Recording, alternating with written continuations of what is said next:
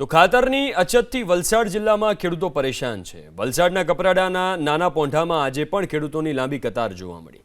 નાના પોંઢામાં યુરિયા ખાતર લેવા ખેડૂતોની લાંબી લાઈન જોવા મળી। વહેલી સવારથી જ ખેડૂતોએ ખાતર લેવા માટે લાંબી લાઈન લગાવી હતી। આ દ્રશ્યો તમે સ્ક્રીન ઉપર જોઈ શકો છો। પૂરતા પ્રમાણમાં ખાતર આપવા ખેડૂતો માંગ કરી રહ્યા છે। પૂરતા પ્રમાણમાં ખાતર ન મળતું હોવાથી આ લાંબી કતારો જોવા મળી રહી છે। ઓછામાં ઓછો 15 દિવસથી ફાફા મારતા છે। ત્યારે આજે અહીંયા લાઈનમાં ઉભા રહ્યા ત્યારે 1 ગુણ આપે છે। આજે 3-4 ગુણની જે અમને સમસ્યા છે, પણ એ ખાતર મળતું નથી।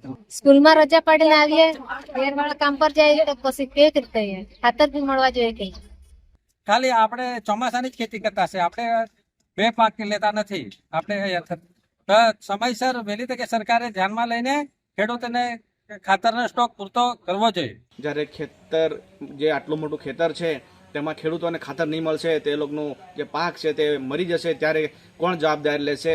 અને આ જે ખાતર ન મળવાનું કારણ, એના માટે કારણ વગરનું જે લાઇનમાં લોકો ઊભા છે એ કેમ એનું નિરાકરણ નથી થતું? અહીંના આગેવાનો અને અહીંના જે નેતા લોકો છે એ લોકોને મારે તમામ આગેવાનોને ખાસ અર્જન્ટલી એક એના પર મિટિંગ આયોજન કરવામાં આવે અને તમામ આપણા અહીંના ખેડૂતોને તાત્કાલિક ધોરણે ખાતર મળે એવી મારી માંગ છે।